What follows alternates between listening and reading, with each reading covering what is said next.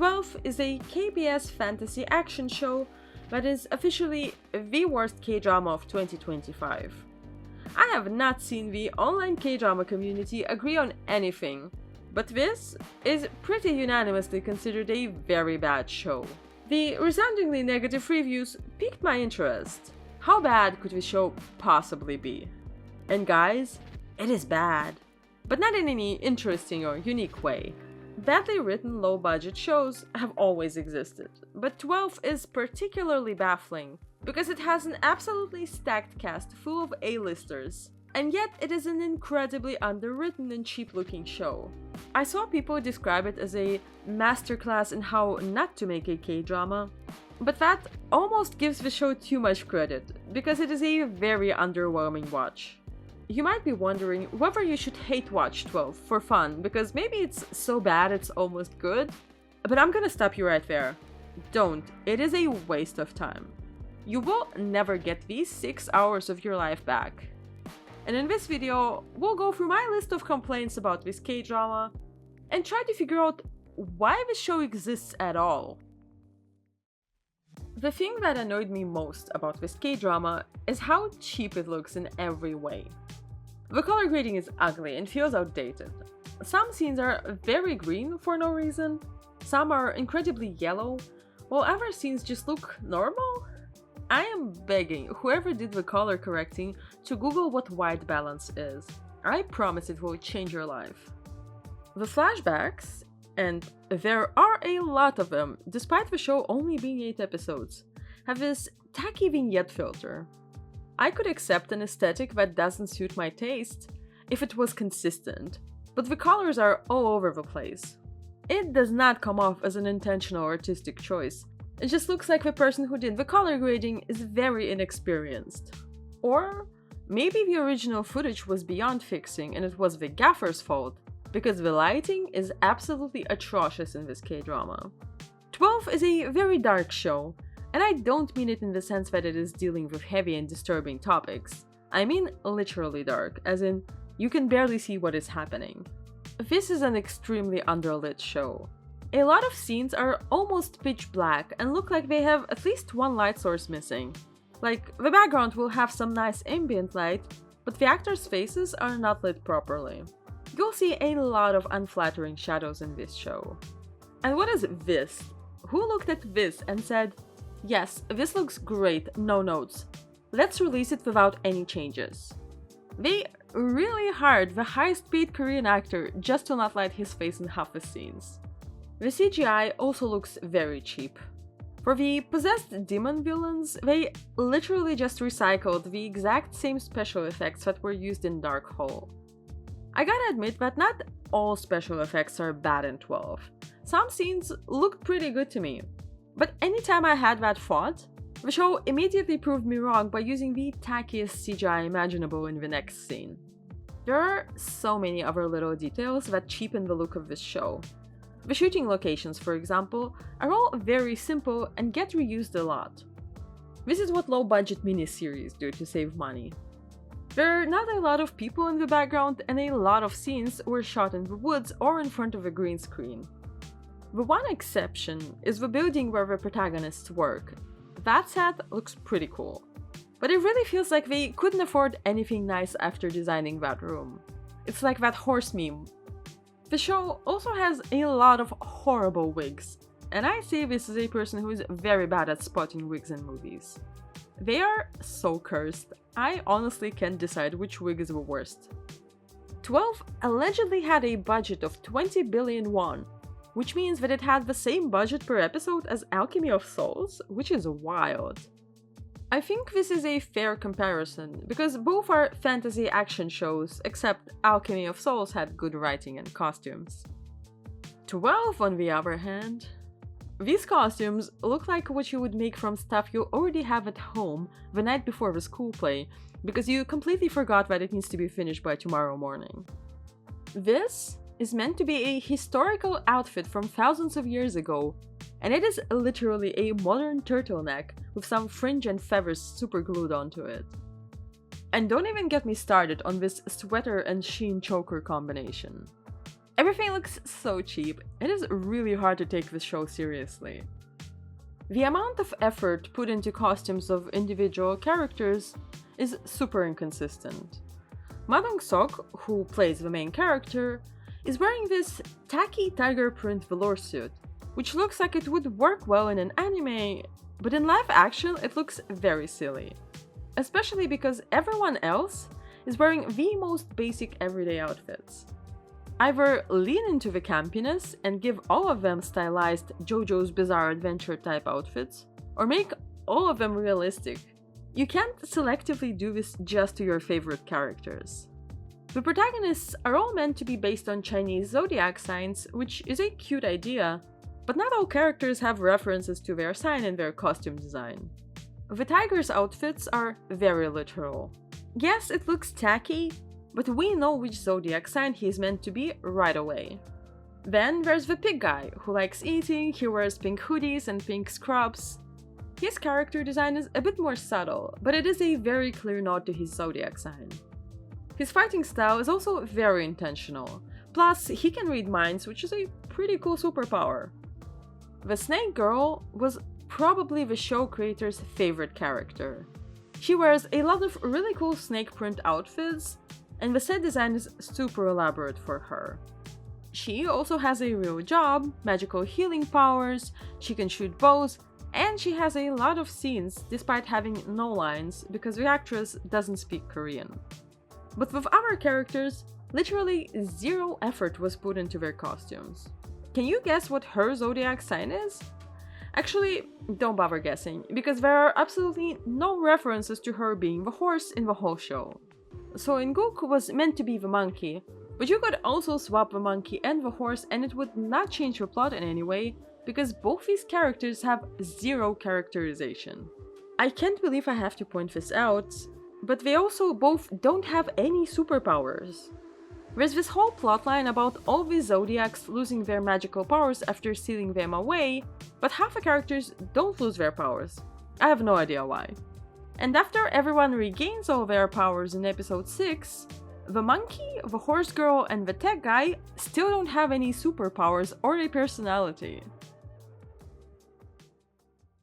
These characters are also incredibly flat. They don't have any defining features besides being good at fighting. Seriously, I couldn't tell you a single thing about these two, even though they're very prominent characters who are in every episode and get a lot of screen time.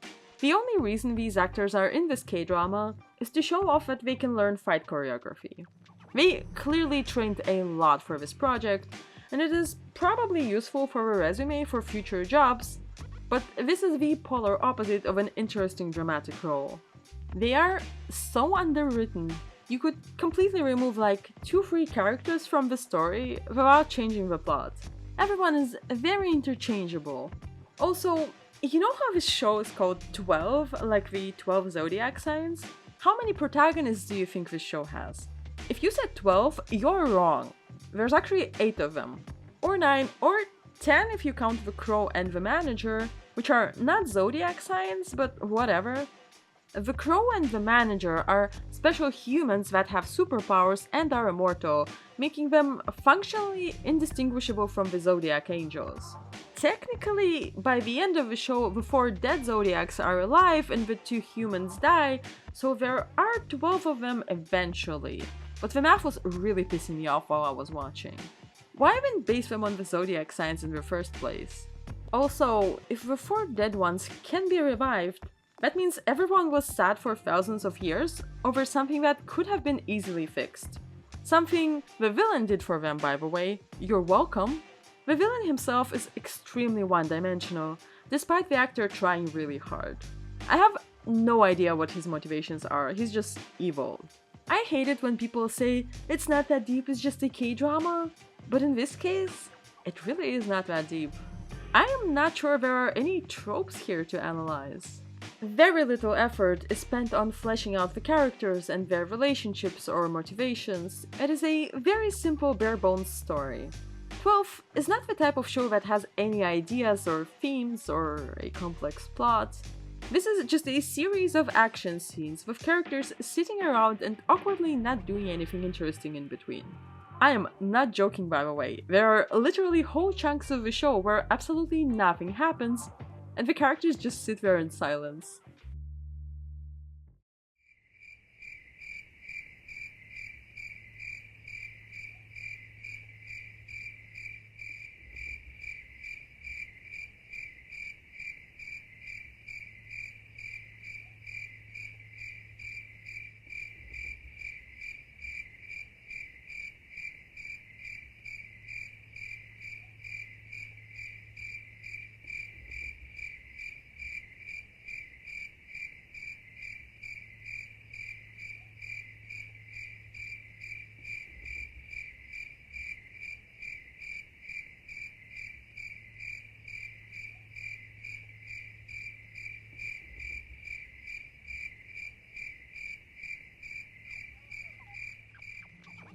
And when they do speak, the dialogue is absolutely maddening. They exclusively talk in exposition. You know, one character will be like, "Hey, remember how 4 of our team members died after we had that epic fight and we were all sad ever since?" And the other character says, "Yes, totally. That's why I've been wondering this whole time why I didn't lose my superpowers and you did. What's up with that? Also, isn't eating Kopiko candy so refreshing in times like this? Yum yum!" All of the dialogue is written like this. Ugh, this K-drama is so stupid. 12 might not have any interesting characters or satisfying visuals, but on the upside, it is only 8 episodes, which is actually still 6 episodes too many. This should have been a movie instead. You can really feel that they were padding out the runtime. A lot of scenes go on for longer than they should, just so they can reach that 45-minute mark. There are also a lot of flashbacks to scenes that happened 5 minutes ago, literally from the same episode. And there are a lot of scenes in which absolutely nothing happens that don't add anything to the story. Also, some episodes begin with scenes from the previous episode, and not just like a quick 30-second recap so the audience can remember where we left off. They literally just recycle 10-minute chunks of scenes that were already shown. And then this show has the audacity to tease season 2, like people will want more of this. It is absolutely baffling how bad this K-drama turned out, so naturally viewers started looking for someone to blame, which is pretty funny. Somebody needs to be held responsible for this train wreck, and a lot of fingers were pointed at Park Hyung-sik. The argument is that hiring the highest paid Korean actor was a waste of money. That budget could have been allocated to better CGI. Were so many famous actors really necessary? His company did release a statement refuting the reported numbers, and I believe him. I don't think he got paid the full price he usually charges. He has very little dialogue in this show, he did not need to learn that many lines. He also doesn't have that much fighting choreography that requires training. His character mostly just stands around not saying anything. It is also very clear that he didn't have that many shooting days. For example, in the first 4 episodes of the show, there are only a few scenes with him and they look very low effort. He stands on that one roof a lot, and all these scenes were clearly filmed on the same day. They rented a rooftop, got a drone, and got Park Hyung-sik to stand there in different outfits, and damn it, they were gonna milk it so they can make it look like he's in every episode. Also, the kissing scene doesn't actually show them kissing. He probably didn't charge his full rate for appearing in 12. It really feels like this was the discount package, an appearance fee. I wonder what the contract looks like. Also, regardless of how much he got paid, it is not his responsibility to keep track of the budget. When people pitch a screenplay to him, he probably assumes this is a serious offer for a good high-budget K-drama. How is it his fault if they can't afford to cast him? Park Hyung-sik should not be blamed for how bad this K-drama is. If anything, he should feel offended that he got roped into this project at all. This was a waste of his time. I hate to say this, but the person who is responsible for this mess is Ma Dong Seok, because he is the one who wrote that screenplay and produced this show. And you can really tell that he wrote this part for himself. All the other characters respect and admire him, but it is not clear why. He is also the one who defeats the villain by himself. He kinda doesn't fight with the other team members. Almost all of his fight scenes is him taking out the bad guys alone. Everyone else is just fighting the nameless background baddies somewhere else. Even though Ma Dong Seok had all the creative freedom when writing 12, he has never looked this uncool in any movie. I don't think he understands what makes K-dramas good.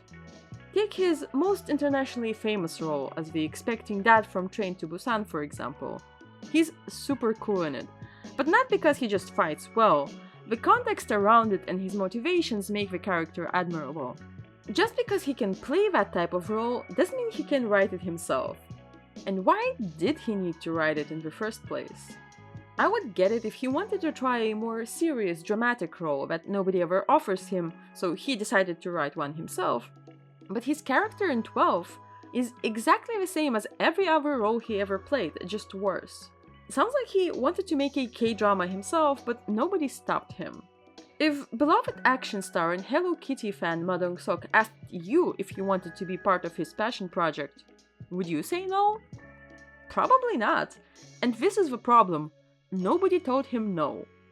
Not when they read the script, not when they ran out of budget, and not even after watching the finished product. Ma Dong Seok is a national treasure, but he should not be writing screenplays. And if you want to take anything away from 12, let it be this. Follow your dreams and write that screenplay. Ma Dong Seok didn't let anyone stop him, and neither should you. I bet you could write something better. And if you are a 15-year-old who likes making edits of K-dramas and putting filters over them for fun, keep doing what you're doing. You are the next generation of editors who are going to grow up and color correct TV shows in the future. Clearly, there is still demand for people with these skills in this industry. If you can do what 12 did, you are already at the level of a high-budget K-drama production, and I'm proud of you.